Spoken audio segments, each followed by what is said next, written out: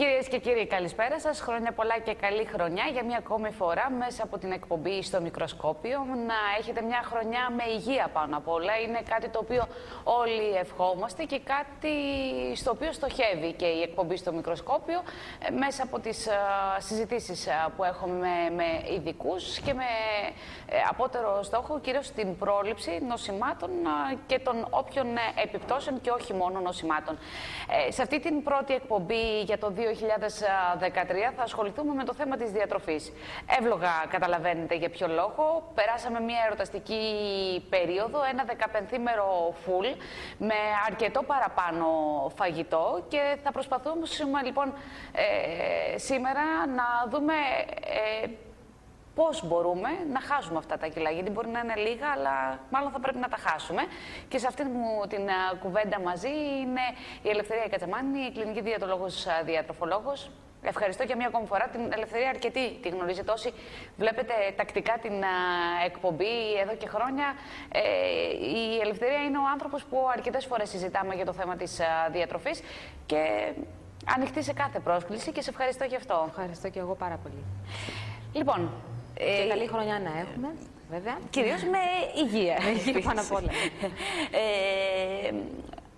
Το θέμα είναι η αλήθεια ότι μπορεί όσοι μας βλέπουν συχνά να λένε ότι να πάλι μια ίδια εκπομπή, πάλι την ίδια περίοδο. Γιατί συνήθως τα λέμε τέτοια περίοδο μετά τις γιορτές. Και αυτό γιατί αναπόφευκτα κατά την περίοδο των εορτών, των Χριστουγέννων και της Πρωτοχρονιάς, όλοι μας τρώμε παραπάνω. Ξεφεύγουμε από το πρόγραμμά μας, με αποτέλεσμα βέβαια να παίρνουμε και παραπάνω κιλά. Μπορεί κάποιος, θα ξεκινήσω με αυτό το δεδομένο, είναι ότι παίρνουμε κιλά. Ναι. Εγώ θα ξεκινήσω με την άλλη ερώτηση. Μπορεί κάποιος να μην πάρει κιλά κατά την περίοδο των Χριστουγέννων, αυτή την εορταστική περίοδο, μπορεί κάποιος να το αποφύγει αυτό? Ναι, θα κάποιος να πει ότι λόγω και της κρίσης, ότι φέτος δεν θα φάμε πάρα πολύ, γιατί θα μαζευτούμε, δεν θα υπάρχουν πολλά τραπέζια. Αλλά ίσα-ίσα που λόγω της κρίσης περιμένουμε κάτι γιορτινό και να χαρούμε λίγο. Οπότε έχουμε συνδέσει πάρα πολύ τη χαρά με το φαγητό. Και όταν βγαίνουμε έξω ή όταν μας καλούν για φαγητό, είναι λίγο δύσκολο να περιοριστούμε. Αν κάποιος τώρα είναι εγκρατής και προσέχει και γνωρίζει πολύ καλά το επίπεδο των θερμίδων, και όταν λέμε το επίπεδο των θερμίδων, εννοούμε να ξέρει πώς να ελύσεται μέσα στην ημέρα, όταν ξέρει ότι θα βγει το βράδυ έξω, για παράδειγμα, για φαγητό ή είναι καλεσμένος κάπου, να ξέρει τι να κάνει την υπόλοιπη μέρα. Άρα, αν δεν έχει τη γνώση και επίσης, αν το επίπεδο της φυσικής δραστηριότητάς του αλλάξει στις γιορτές και δεν κρατηθεί το ίδιο, τότε είναι λίγο δύσκολα τα πράγματα. Όποιος όμως είναι εγκρατής, ξέρει τι θα πει οι θερμίδες και προσέχει και έχει και την άσκηση πάλι μέσα στη ζωή του, ή αν δεν αλλάξει πολύ την καθημερινότητά του στις γιορτές, που διαρκούν βέβαια και πάρα πολύ, τότε μπορεί να μην πάρει βάρος. Αλλά αυτό δεν είναι ρεαλιστικό, να το πούμε. Και είναι πάρα πολύ σπάνιο. Συνήθως όλοι παίρνουν. Δηλαδή, όλοι παίρνουν, γιατί και οι γιορτές είναι πάρα πολλές. Και ακόμη και να μην έχει κάποιος στη γιορτή, για παράδειγμα, να σε κεράσει ένα μεζέ, υπάρχει το γλυκό. Οπότε θα κάνεις την υπέρβαση στα γλυκά. Μετά, επειδή αναφέρθηκε και στο θέμα της κρίσης, η κρίση μπορεί να περιόρισε κάποια πράγματα. Μπορεί να περιόρισε, για παράδειγμα, τις εξόδους μας έξω. Σίγουρα. Ωστόσο, έχει μεγαλώσει έχει αυξήσει και αρχίζουμε και επιστρέφουμε όλοι σε αυτό του να βρισκόμαστε στα σπίτια. Οπότε εκεί αναπόφευκτα πάλι κάτι θα κάτσεις, θα τσιμπήσεις. Και εκεί μάλιστα ίσως και περισσότερο, διότι είναι και πιο οικονομικό βέβαια όταν μαγειρεύουμε στο σπίτι μας και δεν μας νοιάζει και τόσο η ποσότητα. Κάνουμε και αρκετό φαγητό όταν έχουμε καλεσμένους, φοβούμενοι ότι δεν θα φτάσει το φαγητό κτλ. Οπότε υπάρχουν μέρες μπροστά για να τα καταναλώσουμε. Ακριβώς. Τρώμε και περισσότερο από την ταβέρνα. Και σίγουρα πάντως 1 έως 3 κιλά συνήθως τα παίρνουμε στις γιορτές. 1 κιλό δηλαδή το θεωρώ αναμενόμενο και εντός εισαγωγικών φυσιολογικό, δηλαδή αναμενόμενο ουσιαστικά. 2 κιλά θα έλεγα ότι εντάξει, ίσως φάγαμε και λίγο παραπάνω. Τώρα όποιος πάρει 3 ή και περισσότερα κιλά, αυτό θα έλεγα ότι ξεφύγαμε πάνω από το κανονικό. Πόσο σημαντικό είναι να χάσουμε αυτά τα κιλά, γιατί κάποιος, εσύ λες τώρα ότι το 3 κιλά είναι ένα σημαντικό νούμερο. Κάποιος μπορεί να σκεφτεί ότι έλα μωρέ, εντάξει, 1 κιλό είναι ή 2 κιλά είναι ή 3 κιλά είναι, δεν έγινε και τίποτα. Κοίταξε να δεις, εάν κάποιος θεωρήσει ότι το 1 κιλό δεν είναι σημαντικό, εντάξει, θα μπορούσα να συμφωνήσω, αλλά το θέμα είναι άμα πάρει κάποιος όμως τις γιορτές έως 3 κιλά, αυτό που λέγαμε πριν, 3 κιλά ή και 2 κιλά και θεωρήσει ότι δεν είναι σημαντικό, κατά τη γνώμη μου είναι λάθος, διότι αν κάθε χρόνο, κάθε Χριστούγεννα αποθηκεύουμε τα 2 κιλά και μετά δεν προσπαθούμε να τα χάσουμε, τότε με την πάροδο του χρόνου, δηλαδή σε μια πενταετία, 2 κιλά το χρόνο, το οποίο 2 κιλά το χρόνο είναι πάρα πολύ εύκολο να τα πάρουμε. Και δεν μιλάμε τώρα μόνο στις γιορτές των Χριστουγέννων. Συνήθως παίρνουμε βάρος είτε και το Πάσχα, είτε το καλοκαίρι που χαλαρώνουμε λίγο. Οπότε ουσιαστικά μόνο από 2 κιλά σε 5 χρόνια είναι 10 τα κιλά που θα αυξήσουμε το βάρος μας από τώρα. Και αυτό είναι μεγάλο νούμερο. Άρα λοιπόν δεν θα πρέπει να σκεφτόμαστε μόνο το τώρα. Αχ, πήρα 2 κιλά, δεν έγινε και τίποτα. Γιατί όντως σαν νούμερο δεν ακούγεται και κάτι τρομερό. Αλλά όμως, αν τα αθροίζουμε κάθε χρόνο, είναι πάρα πολύ σοβαρό. Διότι κάποιος μπορεί να έχει φυσιολογικό βάρος και σε μια πενταετία να καταλήξει να είναι είτε υπέρβαρος και με την πάροδο των χρόνων και άλλων να ανήκει μετά στην παχυσαρκία. Και η παχυσαρκία είναι πάρα πολύ σοβαρή, έτσι, αν το πάρουμε σαν κλίμακα δηλαδή. Όταν έχουμε φυσιολογικό βάρος, η επόμενη κλίμακα είναι να είμαστε υπέρβαροι και η επόμενη μετακλίμακα είναι να είμαστε στην παχυσαρκία. Οπότε θα πρέπει να θυμόμαστε, το έχουμε ξαναπεί αυτό, αλλά γενικότερα καλό να το επιθυμίζουμε γιατί είναι και σημαντικό, ότι η παχυσαρκία συνδέεται με πάρα πολλές παθολογικές καταστάσεις. Συνδέεται δηλαδή με υπέρταση, με υπερλιπιδαιμία, με ζαχαρόδι διαβήτη, με υπογονιμότητα, με διάφορες μορφές καρκίνου, με προβλήματα του αναπνευστικού. Οπότε ουσιαστικά, αν σκεφτούμε όλα αυτά και εννοείται και αν μας ενδιαφέρει η υγεία μας, έτσι, σαφώς και θα δώσουμε βάση σε αυτά τα 2 κιλά που πήραμε, έτσι ώστε να μην καταλήξουμε μετά από χρόνια να έχουμε πολύ περισσότερα μετά. Μάλιστα. Τι είναι αυτό που κάνουμε ουσιαστικά λάθος και παίρνουμε αυτά τα κιλά των γιορτών? Είναι μόνο το ότι ξεφεύγουμε, είναι αυτό το ξέφρενο, αυτό το φαγοπότη των ημερών ή κάνουμε και κάτι λάθος? Κυρίως είναι το φαγοπότη που λες, η αλήθεια είναι αυτή, διότι είναι πάρα πολλά και τα γλυκά που φτιάχνουμε και το αλκοόλ που έχει πάρα πολλές θερμίδες, το οποίο συνήθως δεν το υπολογίζουμε και συχνά το ξεχνάμε, διότι δεν είναι τρόφιμο και να συνειδητοποιούμε ότι πήραμε αρκετές θερμίδες. Είναι κάτι το οποίο το πίνουμε και ξεχνάμε. Είναι σε μπουκόνι, για παράδειγμα. Ναι, ακριβώς. Και με την παρέα που λέμε το σηκώνει, το αλκοόλ κτλ. Οπότε το αλκοόλ έχει πάρα πολλές θερμίδες. Τα γλυκά επίσης δεν είναι κάτι που σε χορταίνει και έχουν πάρα πολλές. Οπότε αθροιστικά, συν το φαγητό, εννοείται ότι αυτός είναι ο κύριος λόγος που παίρνουμε κιλά στις γιορτές. Όμως δεν είναι και ο μόνος. Δηλαδή, αν κάποιος πριν έπαιρνε για παράδειγμα 2.000 θερμίδες, έτσι, και έκανε και μια μέτρα φυσική δραστηριότητα και τώρα στις γιορτές αυτή η φυσική δραστηριότητα έχει μειωθεί ή έχει αλλάξει και τίποτα να μην αλλάξει στη διατροφή του, πάλι το βάρος του πιθανόν να ανεβεί λιγάκι. Άρα, συνήθως στις γιορτές ευθύνεται και το πόσο τρώμε, αλλά και το ότι καίμε λιγότερο γιατί μειώσαμε τη φυσική μας δραστηριότητα, την καθημερινή μας. Αν τρως λίγο παραπάνω, αλλά αυξήσεις τη φυσική δραστηριότητα, μπορείς να ισορροπήσεις. Μπορεί να τα εξισορροπήσεις, αλλά δεν ξέρεις και ακριβώς πόσο να τα εξισορροπήσεις, βέβαια. Πρέπει να έχεις σε καλώς γνώση των θερμίδων και πόσα καίμε από την άσκηση. Αλλά σίγουρα, άμα φάμε λίγο παραπάνω και ασκηθούμε μετά παραπάνω, πιθανόν να το εξισορροπήσουμε το πράγμα. Αλλά συνήθως στις γιορτές είναι λίγο δύσκολο αυτό. Συνήθως δηλαδή η φυσική δραστηριότητα μειώνεται. Βγαίνεις από τη ρουτίνα σου, την καθημερινότητά σου και συνήθως και αυτό μειώνεται και συνήθως και το φαγητό μειώνεται. Και ειδικά για τις μητέρες που τα παιδιά δεν πάνε στο σχολείο, οπότε εγκλωβίζονται και λίγο ουσιαστικά μέσα στο σπίτι με τα πιτσιρίκια, οπότε δεν έχεις και το χρονικό περιθώριο. Ναι, ακριβώς. Αναγκαστικά θα το μειώσεις. Ναι. Είναι εύκολο να χαθούν αυτά τα κιλά των γιορτών? Κάποιος, ας πούμε, με την λογική που θα πει ότι εντάξει, μωρέ, 1, 2, 3 κιλά είναι, δεν έγινε και τίποτα, με την ίδια λογική μπορεί να πει εντάξει, μωρέ, τι είναι 1, 2, 3 κιλά, εύκολα θα τα χάσω. Ναι. Θα ξεκινήσω τη Δευτέρα τη διαιτά μου γιατί η Δευτέρα είναι κλασική ημέρα για να ξεκινήσει τη δίαιτα. Θα ξεκινήσω τη δίαιτά μου τη Δευτέρα. Πρέπει να το σπάσουμε αυτό. Σε 2 εβδομαδούλες το αργότερο έχω χάσει τα 1 με 2 με 3 κιλά. Ναι. Καταρχήν πρέπει να σπάσουμε αυτό το. Τη Δευτέρα ξεκινάω. Βρείτε άλλη μέρα να ξεκινήσετε τη δίαιτα. Καλή και η Δευτέρα, αλλά όχι μόνο η Δευτέρα. Διότι αν έχει στο μυαλό σου κάθε Δευτέρα δίαιτα, μονίμως το αναβάλεις. Εγώ θα σου έλεγα από αύριο. Λοιπόν, ξεκίνα. Λοιπόν, το πώς, αν είναι εύκολο να χάσουμε τα κιλά. Βεβαίως και είναι εύκολο, διότι τα 2 κιλά, σαφώς και είναι εύκολο. Το θέμα είναι να το πάρουμε απόφαση. Δηλαδή, σε 2 εβδομάδες τα 2 κιλά τα χάνουμε γενικότερα. Δεν χρειάζεται μεγαλύτερο χρονικό διάστημα. Απλά θα έλεγα ότι πέραν από τις γιορτές και τα κιλά που πήραμε στις γιορτές, αν κάποιος είναι υπέρβαρος ή παχύσαρκος ήδη, θα πρέπει λίγο να σκεφτεί ότι αυτό το διάστημα είναι πολύ καλό για να χάσει τα κιλά όχι μόνο των γιορτών, αλλά να συνεχίσει λίγο παραπάνω και να χάσει περαιτέρω βάρος. Δηλαδή, μία απώλεια της τάξης του 5 με 10% του βάρους μας είναι πάρα πολύ καλή. Αν, για παράδειγμα, ένας άνθρωπος είναι 100 κιλά και χάσει 5 με 10 κιλά, δηλαδή να πάει στα 95 ή στα 90, αυτό έχει μεγάλη σημασία, γιατί μειώνονται πάρα πολύ σημαντικά οι παθολογικοί δείκτες που πιθανόν να έχει αυξημένους πριν. Δηλαδή τα λιπίδια, το ζάχαρο, αυτά που δεν θέλουμε να είναι ανεβασμένα.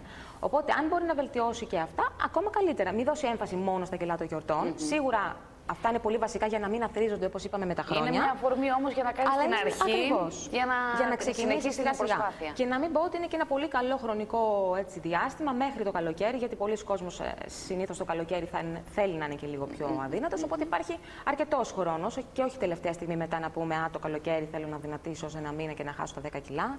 Δεν γίνεται εύκολα αυτό. Και δεν είναι και σωστό για τον οργανισμό αυτό. Βέβαια, να κάνω μια παρένθεση να πούμε ότι όταν λέμε υπέρβαρος και παχύσαρκος, το έχω ξαναπεί, απλά πάντοτε καλό είναι να λέμε τι θεωρούμε υπέρβαρος και τι είναι παχύσαρκος κάποιος. Όταν ο δείκτης μάζας σώματος είναι από 25 έως 29,9, θεωρούμαστε υπέρβαροι. Αν είμαστε από 30 και πάνω, με δείκτη μάζας σώματος 30 και πάνω, είμαστε στην παχυσαρκία.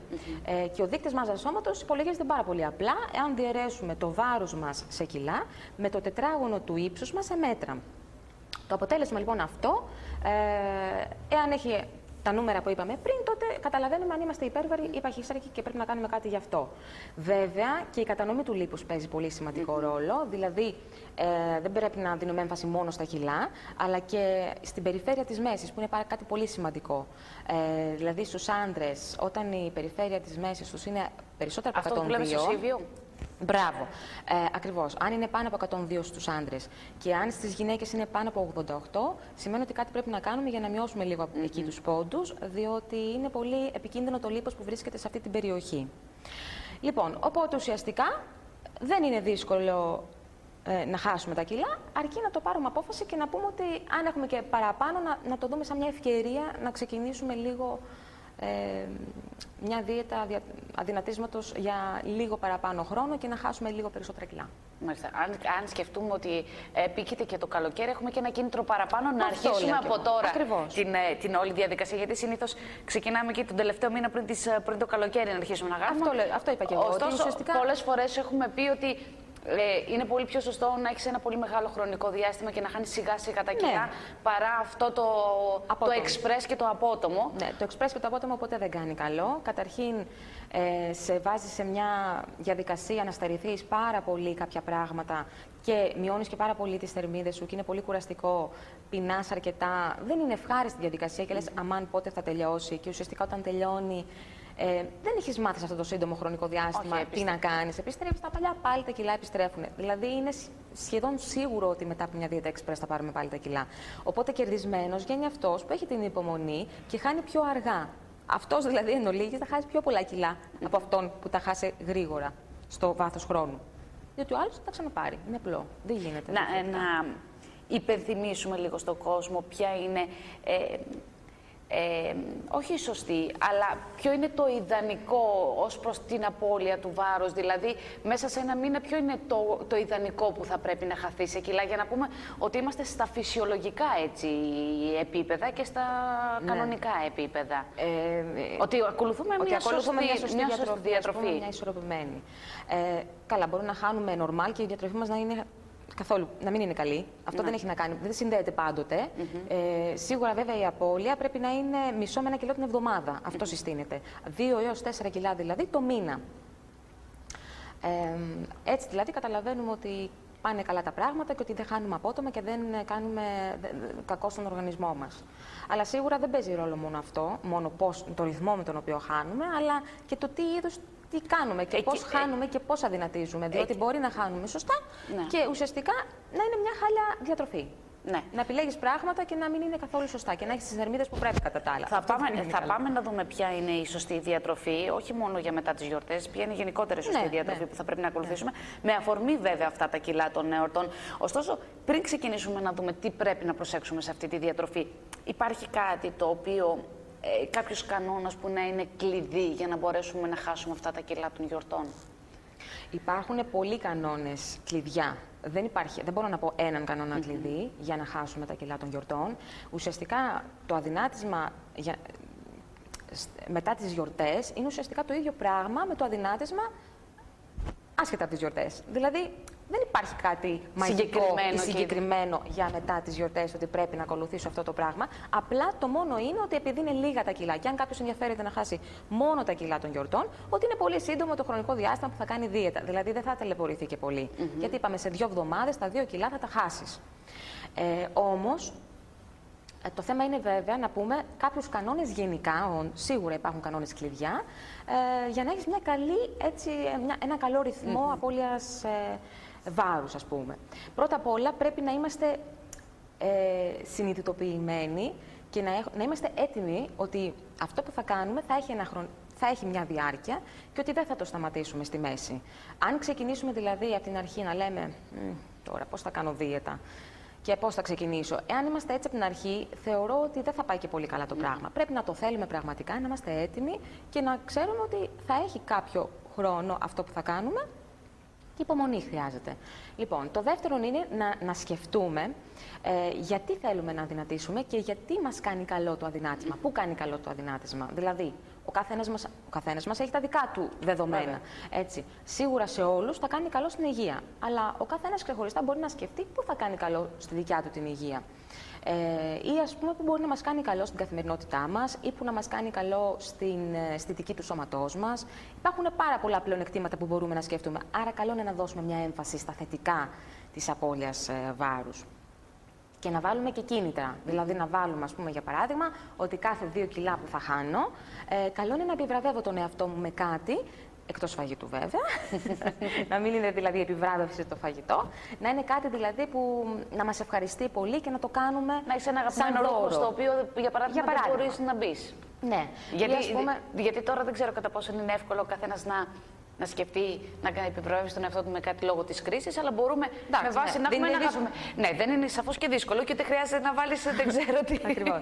Το ταξίδι τώρα είναι λίγο δύσκολο να το βάλεις σαν επιβράβευση. Αλλά μπορεί να έχεις ένα αγαπημένο ρούχο στο οποίο δεν μπαίνεις πλέον και να έχεις βάλει στόχο να μπεις για να μπορέσεις να το φορέσεις. Σωστά. Και νομίζω ότι είναι μια καλή επιβράβευση. Ναι, ή ας πούμε είδες κάτι και θες να το αγοράσεις, δεν είναι και πολύ ακριβό και να το κάνεις σαν δωράκι στον εαυτό σου. Δηλαδή θέλω να πω ότι είναι καλό να βάζεις μικρά δώρα στον εαυτό σου κάθε 2 κιλά θα έλεγα, όχι παραπάνω. Δηλαδή η επιβράβευση να είναι σύντομη, έτσι ώστε να σε βοηθάει να το συνεχίζεις αυτό που θα κάνεις. Μην βάλεις δηλαδή επιβράβευση στο τέλος του αδυνατίσματος μετά από 10 κιλά. Εντάξει, θα το ξεχάσεις το κίνητρο. Το θέμα είναι να είναι σύντομο. Το θέμα είναι να μην έχεις ξεχάσει. Να ξεχάσεις το κίνητρο πάει καλά. Το θέμα είναι να μην έχεις ξεχάσει και τι πρέπει να κάνεις. Και τι πρέπει να κάνεις. Λοιπόν, ακριβώς. Άρα λοιπόν κίνητρα είναι επίσης σημαντικό. Επίσης, άλλο που πρέπει να σκεφτούμε είναι ουσιαστικά να δούμε λίγο τους λόγους που μας οθούν να πηγαίνουμε στο ψυγείο, να το ανοίγουμε μηχανικά και να τρώμε. Αυτό είναι μια λάθος διατροφική συμπεριφορά. Πάρα πολλοί κόσμος το έχει αυτό. Καλά, υπάρχουν πάρα πολλές λανθασμένες, υπάρχουν πάρα πολλά λάθη που κάνουμε στην καθημερινότητά μας. Για παράδειγμα, που τρώμε ασυναίσθητα μπροστά στην τηλεόραση. Άλλη λάθος διατροφική συμπεριφορά αυτό. Πάντως, σε γενικές γραμμές θέλω να πω πρέπει να καταλάβουμε λίγο τι κάνουμε λάθος και τι είναι αυτό που μας οθεί να πηγαίνουμε να τρώμε χωρίς να πεινάμε πραγματικά. Δηλαδή πρέπει να έχουμε την ικανότητα να ξεχωρίζουμε την πραγματική πείνα από τη λεγόμενη συναισθηματική πείνα. Επίσης, κάποιοι άνθρωποι δηλαδή τρώνε ανάλογα με το πώς αισθάνονται. Κάποιοι τρώνε γιατί χαίρονται. χαρήκαν, ας πούμε, θα το γιορτάσουμε, θα φάμε, θα πιούμε. Κάποιοι, επειδή λυπούνται ή επειδή έχουν στεναχωρηθεί, ας πούμε, από κάτι, δεν βρίσκουν καταφύγιο στο φαγητό. Άλλοι τρώνε επειδή βαριούνται. Δεν έχουν τι να κάνουν και ανοίγουν το ψυγείο, αυτό που είπαμε, και παίρνουν ό,τι να είναι από το ψυγείο και τρώνε. Σε αυτό θα έλεγα ότι βοηθάει πάρα πολύ, πριν δηλαδή ξεκινήσουμε αδυνάτισμα, αυτό πριν να ξεκινήσουμε αδυνάτισμα, να κρατήσουμε ένα ημερολόγιο για μια εβδομάδα. Όχι, δεν χρειάζεται για παραπάνω. Όποιος θέλει το συνεχίζει. Αλλά όποιος δεν είναι και πολύ του γραψίματος, μια εβδομάδα να γράψει τι τρώει κάθε μέρα. Τι τρώει, ναι, τις ώρες που το τρώει, την ποσότητα που τρώει, το είδος επίσης, ναι, τι τρώει ακριβώς, το είδος του τροφίμου, αλλά και απορροφήματα, μην τα ξεχνάμε τα ροφήματα, γιατί και τα αναψυκτικά, ας πούμε, που έχουν θερμίδες, πρέπει να τα καταγράφουμε και αυτά. Και καλό είναι να γράφει και να γράψει κάποιες παρατηρήσεις και να πει, ας πούμε, τυχόν συναισθήματα. Δηλαδή, το έφαγα αυτό και αισθανόμουν εκείνη τη στιγμή χάλια, στεναχωρημένη. Ναι. Αυτό είναι πολύ σημαντικό, διότι μετά θα καταλάβει αυτό το άτομο τι κάνει λάθος ουσιαστικά και παίρνει κιλά. Αν δεν καταλαβαίνεις πού κάνεις λάθος, δεν μπορείς να επικεντρωθείς σε αυτό και μετά να πεις ότι κάνεις ένα πρόγραμμα διατροφής. Το πρόγραμμα διατροφής είναι ένα βασικό πράγμα στο αδυνάτισμα. Δεν είναι το μόνο. Αυτό είναι... Ένα πρόγραμμα διατροφής είναι μια κατεύθυνση του τι πρέπει να κάνουμε και τι πρέπει να τρώμε ουσιαστικά. Αλλά σημαντικό είναι να βρίσκεις και τις αιτίες που σε οθούν και έχεις αυτή την προβληματική διατροφική συμπεριφορά και τρως συνέχεια, ας πούμε, και χωρίς λόγο. Οπότε αυτό βοηθάει. Και επίσης βοηθάει και το ημερολόγιο να συνειδητοποιήσουμε και λίγο και τι τρώμε και πόσες θερμίδες τρώμε. Διότι πολλά άτομα, ας πούμε, λένε ότι μα εγώ δεν τρώω και παχαίνω. Αν δεν υπάρχει κάποια παθολογική κατάσταση, συνήθως το βάρος μας οφείλεται, το αυξημένο βάρος οφείλεται στο ότι τρώμε περισσότερα από ό,τι πρέπει. Και αν κάποιος δεν τρώει συνειδητά στο τραπέζι καθιστός, τότε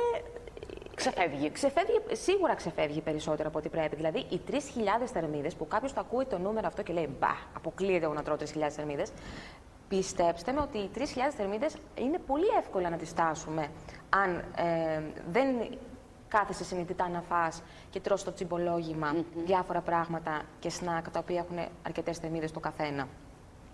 Οπότε αυτό κάνει το ημερολόγιο. Βοηθάει στο να συνειδητοποιήσεις και τι τρως και γιατί το τρως και πόσες θερμίδες καταναλώνεις, έτσι ώστε να ξέρεις μετά τι να κάνεις και πώς να ξεκινήσεις τη δίαιτά σου.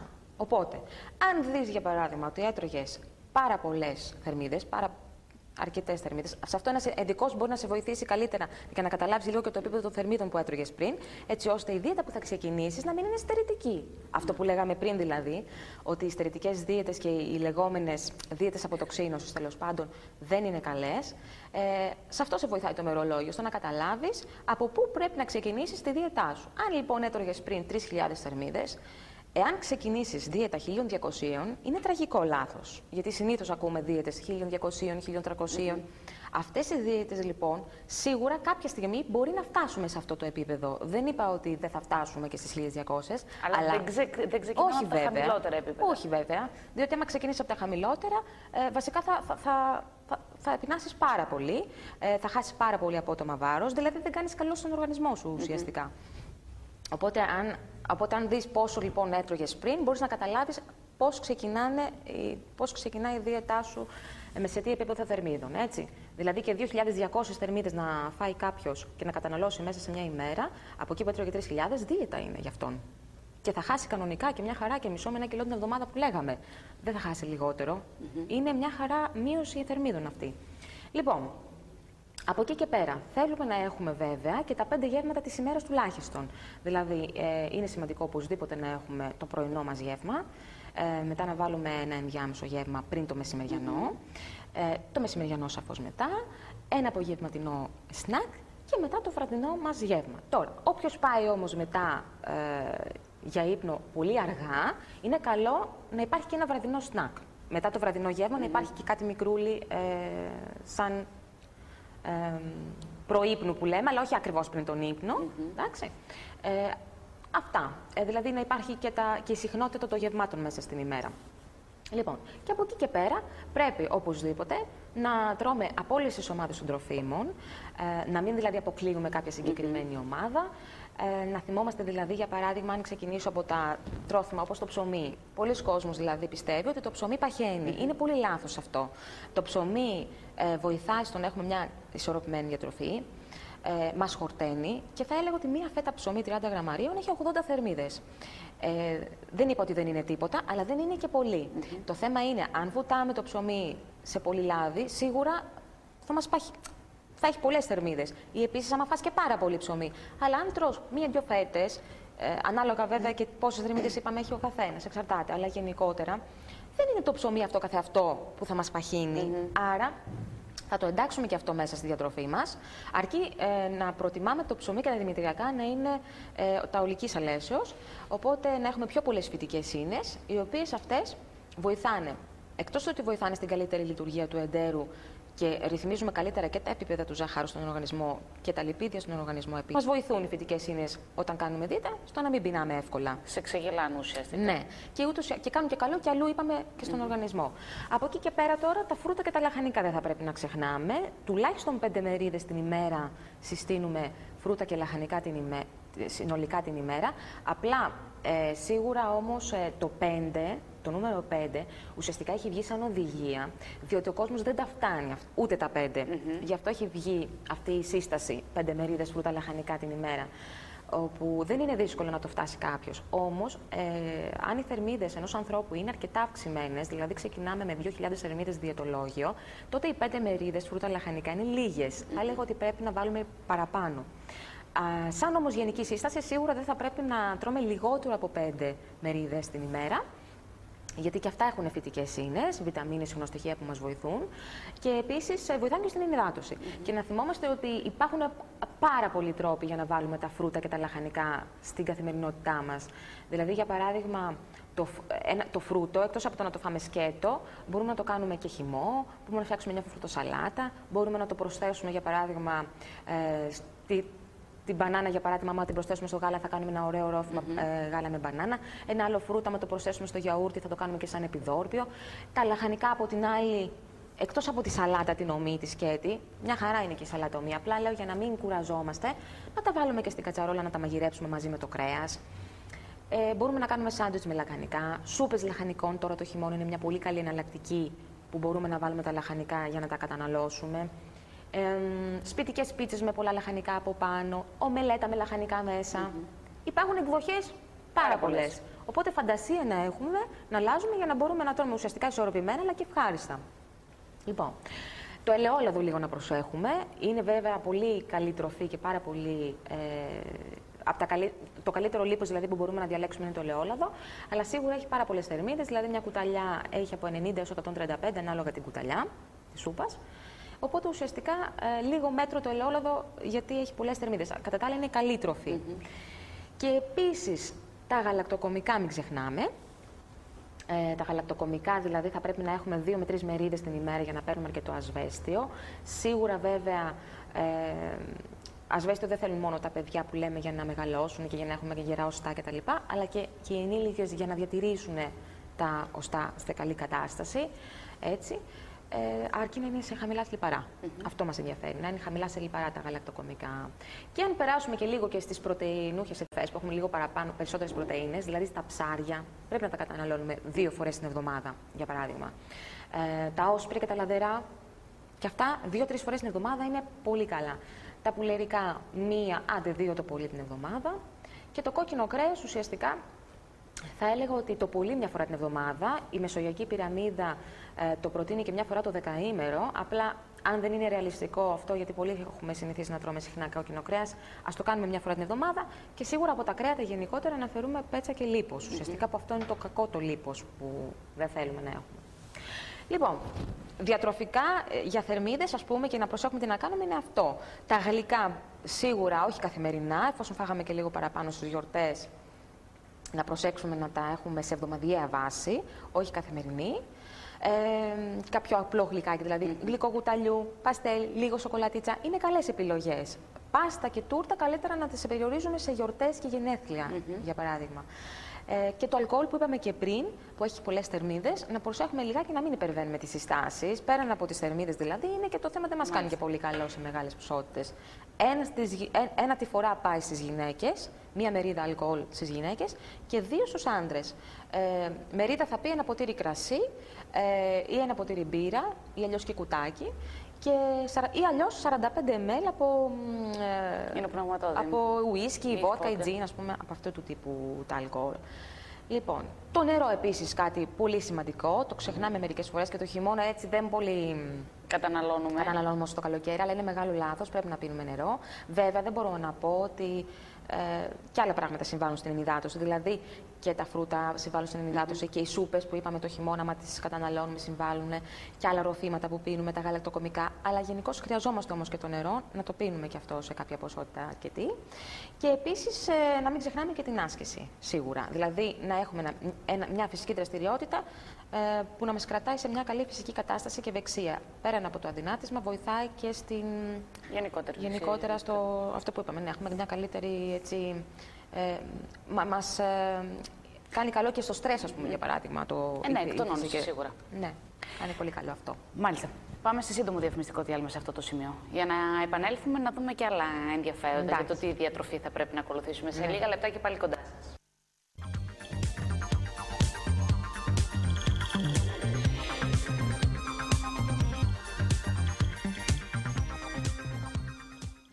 Και μετά το απαραίτητο διαφημιστικό διάλειμμα, εκπομπή στο μικροσκόπιο είναι και πάλι κοντά σας. Θέμα της απόψινής μας εκπομπής είναι η διατροφή μας. Κυρίως η διατροφή και το πώς μπορούμε να χάσουμε τα κιλά που πήραμε στις γιορτές. Ωστόσο, οι οδηγίες και οι κατευθύνσεις που δίνουμε απόψε είναι κάτι το οποίο όλοι μπορούμε να ακολουθήσουμε όχι μόνο μετά την περίοδο των γιορτών, αλλά καθ' όλη τη διάρκεια του χρόνου, αν θέλουμε να διατηρούμαστε σε μια καλή κατάσταση σε ό,τι αφορά το σωματικό μας βάρος και κατ' επέκταση την υγεία μας. Μαζί μου σε αυτή την κουβέντα η Ελευθερία η Κατσαμάνη, κλινική διαιτολόγος, διατροφολόγος. Ελευθερία, κλείσαμε το πρώτο μέρος λέγοντας ουσιαστικά τι πρέπει να περιλαμβάνει η διατροφή μας και τι θα πρέπει να προσέχουμε ουσιαστικά για να χάσουμε κιλά. Ανέφερες ότι είναι βασικό να έχουμε 5 γεύματα την ημέρα. Η αλήθεια είναι όμως ότι δεν θα σε πάω στο άκρο αυτών που θεωρούν ότι εγώ άμα τρώω 1 φορά την ημέρα χάνω κιλά. Θα σε πάω στο ενδιάμεσο που κάποιοι θεωρούν ότι 3 βασικά γεύματα είναι εντάξει για να μπορέσεις να χάσεις το βάρος σου. Και αφήνουν στην άκρη τα σνακ τα οποία αναφέρθηκες. Εσύ, ας πούμε, έκανες την επισήμανση ότι αν κάποιος θα φάει νωρίς το βράδυ, θα πρέπει πριν τον ύπνο σίγουρα να φάει και ένα σνακ ακόμη. Ναι. Άρα λοιπόν έχουν την δική του σημασία τα ενδιάμεσα σνακ. Έχουν, γιατί σε κρατάνε ουσιαστικά στο να... δεν πεινάς εύκολα όταν έχεις αρκετά γεύματα. Και όταν λέμε γεύματα, 5 γεύματα, δεν εννοούμε μόνο τα κυρίως και τα πιο μεγάλα γεύματα που είναι το πρωινό, το μεσημεριανό και το βραδινό, αλλά και τα ενδιάμεσα γεύματα θεωρούνται, τα σνακ, τα μικρά. Και σίγουρα, όντως, κάποιος που κοιμάται πολύ αργά, αν θεωρήσει ότι αργά το βράδυ δεν πρέπει να τρώμε, γιατί θα παχύνουμε, εξαρτάται τι ώρα πάμε για ύπνο. Είναι ίσως χειρότερο να κρατιέται, γιατί μια μέρα θα κρατηθεί, 2 μέρες θα κρατηθεί, την τρίτη μπορεί να πάει στο ψυγείο, να το ανοίξει και να φάει όσο δεν έφαγε. Οπότε ουσιαστικά είναι πολύ σημαντικό να δούμε με βάση το ωράριο μας τι μπορούμε να κάνουμε. Σίγουρα βέβαια, μπορώ να πω ότι το ενδιάμεσο γεύμα, το δεκατιανό δηλαδή και το απογευματινό, πρέπει οπωσδήποτε να βάλουμε και τα φρούτα μέσα στη διατροφή μας, διότι συνήθως αυτά, εντάξει, μπορούμε και στο πρωινό να έχουμε φρούτο, αλλά πολλοί κόσμος δεν θέλει στο μεσημεριανό του, στο βραδινό του, οπότε σίγουρα πρέπει να μπουν κάπου στα ενδιάμεσα λοιπόν. Γιατί και είναι και εύκολη λύση ουσιαστικά, δηλαδή είτε στη δουλειά είτε στο σπίτι είναι εύκολο να φας εκείνη την ώρα ένα φρούτο, πολύ πιο εύκολο από το να έχεις κάτι άλλο. Ακριβώς, έχεις πάρει μαζί σου στην τσάντα σου επλυμμένο ένα φρουτάκι ή μια μπανάνα η οποία δεν θέλει ούτε καν πλύσιμο και την ξεφρουδίζεις και την τρως. Αλλά εκτός από τα φρούτα, μπορείς να πιείς και ένα χυμό ή να έχεις αποξηραμένα φρούτα. Και αυτό είναι επίσης ένα υγιεινό σνακ. Και μπορείς επίσης, κάποιος που μπορεί να φάει και λίγο παραπάνω, αν δεν έχει καταναλώσει γαλακτοκομικό, πρέπει οπωσδήποτε τότε σε κάποιο σνακ να βάλουμε και το γαλακτοκομικό. Το γάλα ή το γιαούρτι ή κάποιο τοστάκι με λίγο τυρί.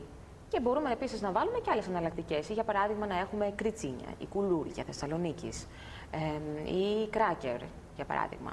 Ή μπορεί να έχουμε ριζογκοφρέτες ή ξύδι καρπί. Και η ξύδι καρπί επίσης είναι μια πολύ καλή εναλλακτική. Απλά όχι πάρα πολλούς, γιατί έχουν αρκετές θερμίδες και ανάλατους, βασικά τους ξηρούς καρπούς να τους τρώμε καλύτερα, να μην έχουν πολύ αλάτι.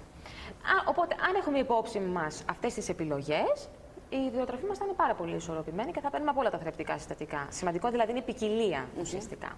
Ουσιαστικά το snack είναι αυτό που θα σου κόψει την πείνα, θα σου περιορίσει την πείνα, ώστε πηγαίνοντας στο κυρίως γεύμα, δηλαδή στο μεσημεριανό ή στο βραδινό, να μην φας και τη μεγάλη την ποσότητα. Ακριβώς γιατί ενδιάμεσα θα έχεις σπάσει την πείνα σου. Ακριβώς. Και επίσης ρυθμίζονται και καλύτερα τα επίπεδα του ζαχάρου στον οργανισμό. Κάποιος δηλαδή που τρώει πιο συχνά γεύματα, το ζάχαρό του ρυθμίζεται καλύτερα. Τι θεωρείς ότι είναι αρκετά σημαντικό σε ένα πρόγραμμα διατροφής για την απώλεια βάρους, έτσι ώστε να μπορέσουμε να το ακολουθήσουμε για μεγαλύτερο χρονικό διάστημα? Η αλήθεια είναι ότι κάποιος, πέρα από αυτούς που ενδεχομένως θέλουν να χάσουν πολύ λίγα κιλά, οπότε σε σύντομο χρονικό διάστημα θα τα χάσουν. Για όσους θέλουν να χάσουν αρκετά κιλά, τι είναι αυτό που μπορεί να τους κρατήσει ώστε μετά την δεύτερη, τρίτη εβδομάδα να μην εγκαταλείψουν, αλλά να συνεχίσουν αυτή την προσπάθεια? Είναι κάτι το οποίο θα πρέπει να προσέξουμε ιδιαιτέρως και το οποίο εσείς ως διαιτολόγοι, διατροφολόγοι εντάσσετε μέσα σε ένα διατροφικό πρόγραμμα για να μπορέσετε να προσελκύσετε τον άνθρωπο και να συνεχίσει αυτή την προσπάθεια? Ναι, αν θεωρούσα ότι κάτι πρέπει να έχουμε υπόψη για να έχει διάρκεια αυτό που θα κάνουμε, το πρώτο είναι να είναι όσο γίνεται εξατομικευμένο το όλο θέμα της διατροφής. Δηλαδή, δεν γίνεται να πάρεις μια έτοιμη δίαιτα, την οποία δεν ξέρεις αν σου ταιριάζει στην καθημερινότητά σου και στα ωράριά σου. Είπαμε, κάθε άνθρωπος έχει τις δικές του ιδιαιτερότητες, το δικό του το ωράριο, οπότε αν ληφθούν υπόψη πότε μπορεί να τρώει, τι είδους τροφές μπορεί να τρώει, μπορεί να μην του αρέσουν κάποια πράγματα κτλ. Τότε σίγουρα έχει καλύτερο αποτέλεσμα και έχει μεγαλύτερη διάρκεια. Ό,τι είναι πιο ευχάριστο και πιο εξατομικευμένο, που λαμβάνονται υπόψη όλα αυτά, γίνεται και για μεγαλύτερο χρονικό διάστημα. Κάτι άλλο επίσης που παίζει πολύ σημαντικό ρόλο είναι η ποικιλία. Δηλαδή, εάν τρώμε, μην νομίζουμε δηλαδή ότι η δίαιτα είναι μόνο βραστά και στον ατμό. Σίγουρα και αυτά τα αποδεχόμαστε, αλλά σίγουρα μπορούμε να τρώμε οτιδήποτε θέλουμε, αρκεί να ελέγχουμε. Δηλαδή, ο τρόπος μαγειρέματος μπορεί να είναι οποιοδήποτε. Το τηγανιτό μόνο δεν συστήνουμε και πολύ σαφώς, γιατί απορροφάει πολύ λάδι. Αλλά κατά τα άλλα, και στην κατσαρόλα μπορούμε να μαγειρέψουμε, αν ελέγξουμε το λάδι που θα βάλουμε, και στο φούρνο και στο γκριλ. Και το θέμα είναι ακριβώς να δούμε τι ποσότητα θα φάμε. Έτσι. Οπότε να προσέχουμε και λιγάκι να υπάρχει και αυτό που λέμε η ποικιλία, έτσι ώστε να μην βαριόμαστε, να έχουμε λίγο φαντασία, να ψάξουμε για συνταγές, να υπάρχει δηλαδή. Να μην είναι μονότονο το ίδιο φαγητό με τον ίδιο τρόπο ακριβώς. Και αν ακολουθείς όλα αυτά και μία φορά να φας τηγανιτό π.χ. μέσα στο μήνα. Εντάξει, δεν έχει ή μια φορά στις 2 εβδομάδες. Δεν τρέχει και τίποτα. Το θέμα είναι να μην υπάρχει σε καθημερινή βάση. Πολύ σωστά το είπες. Αυτό τη μια φορά στο τόσο. Δηλαδή, μια φορά το 15ήμερο είναι καλό. Ή να φας τον πιτόγυρο. Μπράβο. Να το φας και το πιτόγυρο. Να φας και την πίτσα σου, για παράδειγμα. Εννοείται. Μια φορά το 15ήμερο μπορούμε να πούμε ότι είμαστε και λίγο πιο χαλαροί. Θα έλεγα ότι είναι ίσως και σημαντικό αυτό, να πούμε στον εαυτό μας ότι ξέρεις τι, θα το κάνω και αυτό και μπορώ να το κάνω. Ναι. Ότι το επιτρέπω στον εαυτό μου. Να μην είναι απαγορευτικό ουσιαστικά, γιατί το απαγορευτικό. Μπράβο. Οτιδήποτε απαγορευτικό θα το κάνεις για μικρό χρονικό διάστημα και μετά θα το σταματήσεις. Όπως επίσης και μια αγαπημένη τροφή. Δηλαδή γενικότερα το γλυκό που λέγαμε. Εάν κάποιος άνθρωπος τρώει πάρα πολλά γλυκά πριν τη δίαιτα, δεν μπορούμε να περάσουμε στο 1-2 φορές την εβδομάδα που καλά το συστήνουμε. Μπορούμε να τρώει τώρα από εκεί που τρώγει καθημερινά, να συνεχίσει να τρώει καθημερινά, αλλά να αλλάξει το είδος του γλυκού. Που να έχει πολύ λιγότερες θερμίδες, να έχει δηλαδή καλύτερη ποιότητα. Και μετά να προχωρήσουμε και στη μείωση, στη συχνότητα, στο πόσο συχνά το καταναλώνει. Δηλαδή χρειάζονται σταδιακές αλλαγές ουσιαστικά. Και επίσης, δηλαδή και σταδιακά πρέπει να αλλάζουμε τις θερμίδες μας και τις διατροφικές μας συμπεριφορές που είπαμε πριν ότι κάνουμε κάποια λάθη καθημερινά, θα πρέπει να δούμε ποια είναι αυτά τα λάθη και ένα-ένα να προσπαθούμε να τα βελτιώσουμε. Όχι όλα μαζί και όχι όλους τους κανόνες που είπαμε σήμερα να προσπαθήσουμε να τους εφαρμόσουμε με τη μία, διότι δεν θα έχει διάρκεια. Εφόσον με ρώτησες αν κάτι που πρέπει να δώσουμε σημασία για να έχει διάρκεια, είναι σταδιακά αλλαγές ουσιαστικά και ουσιαστικά εξατομικευμένο διαιτολόγιο. Δηλαδή να λάβουμε υπόψη τι μας αρέσει και πώς είμαστε εμείς ως προσωπικότητα, ως άνθρωποι τέλος πάντων. Και φαντάζομαι ότι μια τέτοια διαδικασία σταδιακών αλλαγών, πέρα του ότι θα σε βοηθήσει να χάσεις τα κιλά που θέλεις να χάσεις, θα σε βοηθήσουν και παραπέρα. Δηλαδή στο να μπορέσεις να διατηρηθείς. Γιατί το ζητούμενο, έτσι δεν είναι, το ζητούμενο δεν είναι να μπορέσουμε μόνο να χάσουμε τα κιλά.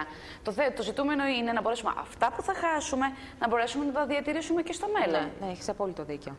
Το πρόβλημα είναι αυτό. Το πρόβλημα, θα έλεγα ίσως και το δύσκολο κομμάτι της όλης υπόθεσης είναι η διατήρηση του βάρους παρά η απώλεια. Δηλαδή η απώλεια έχει και κάποιο χρονικό διάστημα που θα το κάνει. Δηλαδή έχει κάποια αρχή και κάποιο τέλος. Εντάξει. Η συντήρηση του βάρους, η διατήρηση του βάρους είναι κάτι μόνιμο. Δηλαδή δεν μ' αρέσει να πω ότι πρέπει να είμαστε μόνιμα στη στέρηση. Είναι λάθος να το πούμε αυτό. Όμως μόνιμα πρέπει να είμαστε και λίγο εγκρατείς. Ιδάλλως, αν περιμένουμε ότι θα κάνουμε μία δίαιτα, θα τη σταματήσουμε και μετά θα επιστρέψουμε στις παλιές συνήθειες, πάει, το χάσαμε το παιχνίδι. Δεν είναι αυτό ό,τι καλύτερο.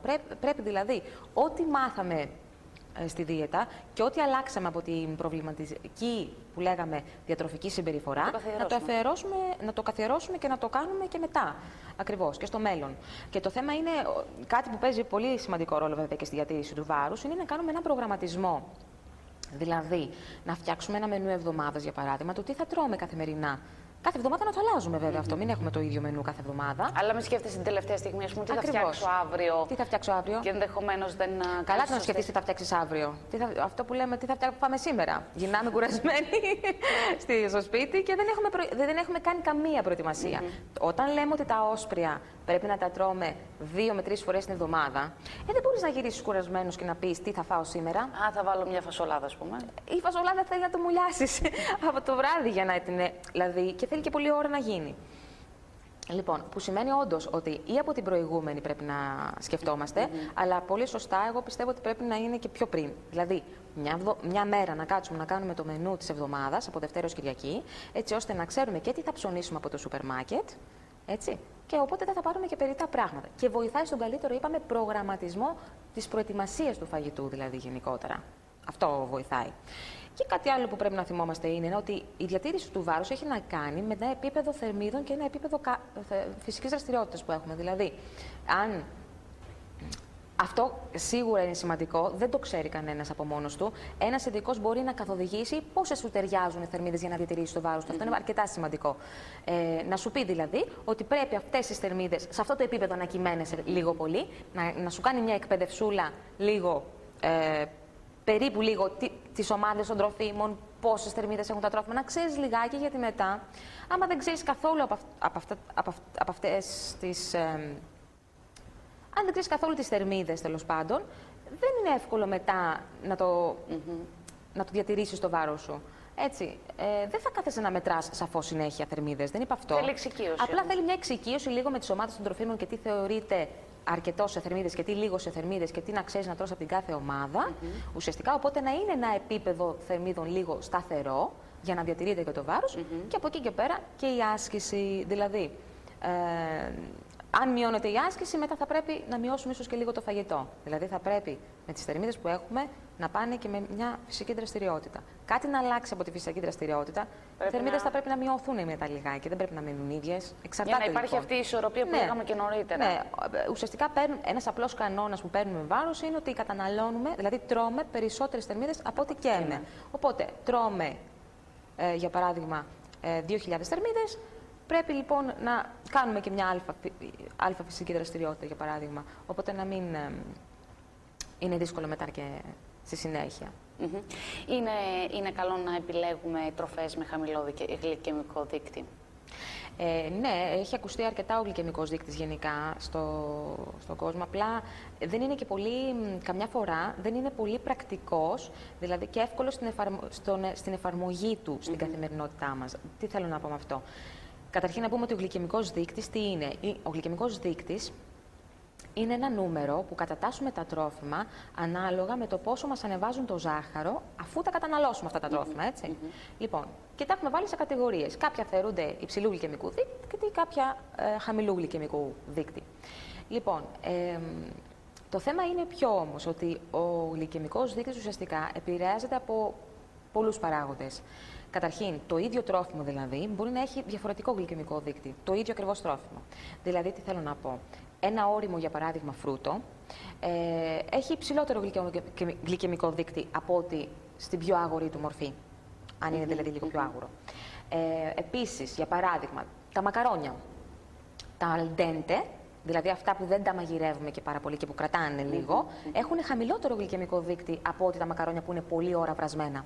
Το ίδιο μακαρόνι, έτσι. Επίσης, άλλο που παίζει ρόλο στο γλυκαιμικό δείκτη είναι η παρουσία του λίπους και της πρωτεΐνης στο τρόφιμο. Έτσι. Χαμηλώνει το γλυκαιμικό δείκτη όταν μετρήσουμε ένα τρόφιμο με λίπος και πρωτεΐνη μαζί. Έχει χαμηλότερο γλυκαιμικό δείκτη από ότι το ίδιο τρόφιμο αν δεν είχε το λίπος και την πρωτεΐνη. Οπότε ουσιαστικά αυτό δεν είναι και εύκολο, είναι λίγο πολύπλοκο για το πώς να το εφαρμόσουμε στην καθημερινότητά μας. Σίγουρα όμως να θυμόμαστε το γενικό κανόνα ότι γλυκά, ζάχαρη, μέλι, αναψυκτικά έχουν υψηλό γλυκαιμικό δείκτη και θα πρέπει να τα περιορίζουμε. Το άσπρο ψωμί έχει υψηλότερο γλυκαιμικό δείκτη από ότι τα πολύσπορα, για παράδειγμα. Και επίσης τα όρημα φρούτα έχουν υψηλότερο γλυκαιμικό δείκτη, είπαμε, από τα άγουρα. Οπότε καλό να διαλέγουμε λίγο αυτά που είναι λίγο πιο, που κρατάνε λίγο, δεν είναι πολύ όρημα.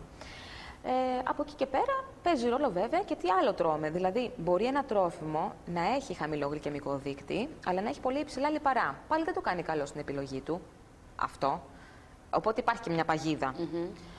Δεν σημαίνει δηλαδή ότι όλα τα τρόφιμα που είναι χαμηλό γλυκαιμικού δείκτη ότι είναι και οι καλύτερες επιλογές. Πρέπει να δούμε και την περιεκτικότητά τους σε λιπαρά και κυρίως σε κορεσμένα λιπαρά για να πούμε ότι είναι μια καλή επιλογή. Έτσι. Μάλιστα. Αυτά σε ό,τι έχει να κάνει με τις δικές μας επιλογές και τι μπορούμε να αποφύγουμε. Αρκετά συχνά, τουλάχιστον παλιότερα πιο συχνά, ενδεχομένως τώρα πιο αραιά, ωστόσο υπάρχουν και κάποιες επαγγελματικές ομάδες που αναγκαστικά θέλοντας και μην το κάνουν πιο συχνά, είναι για φαγητό έξω. Θα βγουν να φάνε σε ένα εστιατόριο, δεν θα φάνε στο σπίτι τους. Αυτό το να κάτσουν στο τραπέζι τους να φάνε.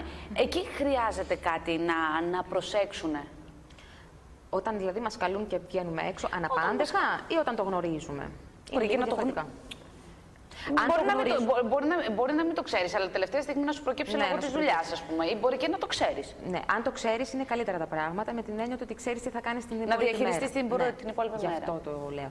Αν όμως δεν το γνωρίζεις, σίγουρα πρέπει να προσέξεις κάποια πράγματα εκεί που θα πας, τι θα επιλέξεις. Οπότε ουσιαστικά το σημαντικό είναι εκεί που θα πάμε να υπάρχει ποικιλία στο είδος που μπορούμε να διαλέξουμε. Δηλαδή, μην πάμε μόνο να έχει μόνο σουβλάκια. Να υπάρχουν διάφορα πιάτα, τέλος πάντων, έτσι ώστε να κάνουμε μια πιο καλή επιλογή από κάτι. Θα έλεγα ότι παίζει σημαντικό ρόλο να σερβιριστούμε μία φορά. Πολλές φορές έχουμε τη συνήθεια δηλαδή να παίρνουμε αρκετά εδέσματα και ορεκτικά και θα έλεγα βασικά να τα φέρνουν λίγο όλα μαζί. Εάν τρώμε τα ορεκτικά και μετά έρχεται και το κυρίως και τρώμε και το κυρίως, είναι λίγο πρόβλημα αυτό. Μετά έρχεται και το επιδόρπιο. Μετά έρχεται το επιδόρπιο. Και έδεσε το γλυκό. Ναι. Οπότε το θέμα είναι λοιπόν να κάνουμε έναν απολογισμό του όλου θέματος και να βάλουμε στο πιάτο μας και να σερβιριστούμε μία φορά. Έτσι. Και καλό θα ήταν το μεγαλύτερο μέρος του πιάτου να έχει λαχανικά. Να τα φάμε και πρώτα, μπας και χορτάσουμε και ξεγελαστούμε και δεν καταναλώσουμε πολύ από τα υπόλοιπα. Λοιπόν, μια άλλη τεχνική πάντως είναι να πάρουμε και ορεκτικό για κυρίως πιάτο. Διότι οι μερίδες συνήθως των εστιατορίων είναι αρκετά μεγάλες. Και αν δεν θέλουμε να τη μοιραστούμε με τον διπλανό μας, μπορούμε να πάρουμε εξ αρχής ένα ορεκτικό. Έτσι. Επίσης, μπορούμε να πούμε στον σερβιτόρο, για παράδειγμα, να μας φέρει το ελαιόλαδο ή το λαδολέμονο σε ξεχωριστό μπολάκι και να βάλουμε εμείς όσο θέλουμε στη σαλάτα ή στο πιάτο μας, γιατί συνήθως βάζουν αρκετό. Οπότε με αυτόν τον τρόπο και μόνο τα λιπαρά να έχεις ελέγξει, είναι πολύ σημαντικό αυτό. Και κάτι άλλο, επίσης, πέτσα και λίπο σίγουρα επίσης να φερούμε αν παραγγείλουμε κρέας.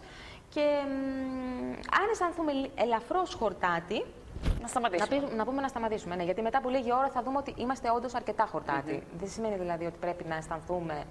Συνήθως οι μερίδες, όπως είπα και πριν, είναι αρκετά μεγάλες. Δεν χρειάζεται να το τελειώσουμε όλο το πιάτο. Ιδίως αν θες να φας και επιδόρπιο, θα πρέπει να το υπολογίσεις αυτό. Οπότε να κάνεις ένα περιορισμό στο υπόλοιπο σου γεύμα. Και για αλκοόλ, αν θέλουμε αλκοόλ, μέχρι ένα ποτήρι κρασί, γιατί μετά θα προσθέσουμε και άλλες θερμίδες. Ή μπορεί να πιούμε μετά είτε νερό, είτε σόδα, είτε αναψυκτικό light, που δεν έχουν και θερμίδες καθόλου, ουσιαστικά. Μάλιστα. Αντί για το αλκοόλ. Επειδή Καθημερινά πηγαίνουμε στο σούπερ μάρκετ προκειμένου να πάρουμε απαραίτητα για το σπίτι, με τις όποιες υπερβολές ενδεχομένως κάνουμε. Ωστόσο, είναι κάτι που θα πρέπει να προσέξουμε στον τρόπο επιλογής των τροφίμων. Στο σούπερ μάρκετ. Στο σούπερ μάρκετ. Λοιπόν, να σου πω, όταν πάμε στο σούπερ μάρκετ, καταρχήν, πρέπει να έχουμε μία λίστα μαζί μας. Το οποίο είναι και για την τσέπη μας συμφέρον. Βέβαια, εννοείται. Γιατί όταν πας με λίστα, σαφώς δεν ψωνίζεις περιττά πράγματα και αυτό κάνει καλό και στο βάρος σου και στην τσέπη σου. Σίγουρα. Συμφωνώ. Αλλά και δεν θα πρέπει να πηγαίνουμε και νηστικοί. Διότι αν είσαι νηστικός και λίστα να έχεις πάρει, εάν θα πάρεις βόλτα στα ράφια, θα αρχίσει να λιγουρεύεσαι πραγματάκια. Αυτό είναι πραγματικότητα. Δηλαδή, μάλιστα θα έλεγα να το κάνουμε και σαν πείραμα. Να πάμε μια μέρα νηστική και να πάμε και μια μέρα χορτάτη. Να δεις ότι θα έχει τεράστια διαφορά το τι θα βάλεις στο καλάθι. Λοιπόν, οπότε σίγουρα είπαμε πρώτα λίστα και δεύτερον να μην είμαστε νηστικοί. Και μετά κάτι άλλο που θα πρέπει να προσέχουμε γενικότερα στα τρόφιμα είναι η ημερομηνία λήξης, σίγουρα, και στις κονσέρβες. Μου έχει τύχει εμένα προσωπικά να βρω κονσέρβα που να έχει λήξει. Από λάθος έτυχε. Δεν είπα ότι δεν θα συμβεί. Από ανθρώπινο λάθος έχει παραπέσει μια κονσέρβα και φαίνεται ότι ξεχάστηκε. Που σημαίνει δηλαδή ότι μην επαναπαυόμαστε ότι επειδή είναι κονσέρβα και έχει μεγάλη διάρκεια, ότι είναι πολύ σημαντικό η ημερομηνία λήξης. Επίσης, άλλο που θα πρέπει να έχουμε υπόψη είναι ουσιαστικά να είναι εποχή στα πράγματα. Δηλαδή, να έχουν λιγότερα φυτοφάρμακα όταν είναι εποχή στα πράγματα και επίσης είναι και πιο οικονομικά. Έτσι, κοστίζουν λιγότερο τα εποχή στα φρούτα και τα λαχανικά. Και επίσης, και κάτι που θα πρέπει να θυμόμαστε είναι και να τσεκάρουμε και λιγάκι τις ετικέτες των τροφίμων. Δηλαδή, τα διατροφικά στοιχεία που λένε. Δηλαδή, δεν θα έλεγα να κοιτάμε μόνο τις θερμίδες, γιατί είναι πολύ σημαντικές, αλλά λίγο και την ποιότητα επίσης του τροφίμου. Και αυτό το καταφέρνουμε μονάχα αν τσεκάρουμε λιγάκι πόσα λιπαρά έχει ένα τρόφιμο, τα ολικά λιπαρά, και από εκεί και πέρα πόσα κορεσμένα λιπαρά, τα οποία είναι αυτά που μας ενδιαφέρει να έχουμε σε μικρή ποσότητα στη διατροφή μας, και από εκεί και πέρα και τα ζάχαρα θα πρέπει να είναι σε χαμηλά επίπεδα στο τρόφιμο, και το νάτριο ή αλάτι, ανάλογα πώς το γράφουν μέσα στην ετικέτα. Οπότε είναι λίγο λάθος να επικεντρωθούμε σε ένα από αυτά, αλλά αν θέλουμε για παράδειγμα να πάρουμε δημητριακά, να πάρουμε δύο από αυτά που θα θέλαμε και να βλέπουμε και να συγκρίνουμε τις ετικέτες. Να μην δώσουμε έμφαση μόνο στα λιπαρά, γιατί μπορεί να είναι το ένα πολύ καλά σε λιπαρά, αλλά και η ζάχαρη να είναι στα ύψη. Δεν σημαίνει ότι το κάνει πολύ καλό να το επιλέξουμε. Οπότε ουσιαστικά τα βλέπουμε συνδυαστικά αυτά τα 5, θερμίδες, λιπαρά, κορεσμένα, ζάχαρα και νάτριο ή αλάτι. Και συγκρίνουμε και επιλέγουμε το καλύτερο. Έτσι, αυτό. Μάλιστα. Φαντάζομαι ότι ιδιαίτερα αυτή την περίοδο της κρίσης, και με αυτό θα κλείσουμε ούτως ή άλλως, ιδιαίτερα αυτή την περίοδο της κρίσης, δυστυχώς υπάρχει κίνδυνος να υποβαθμίσουμε την ποιότητα των τροφίμων που καταναλώνουμε.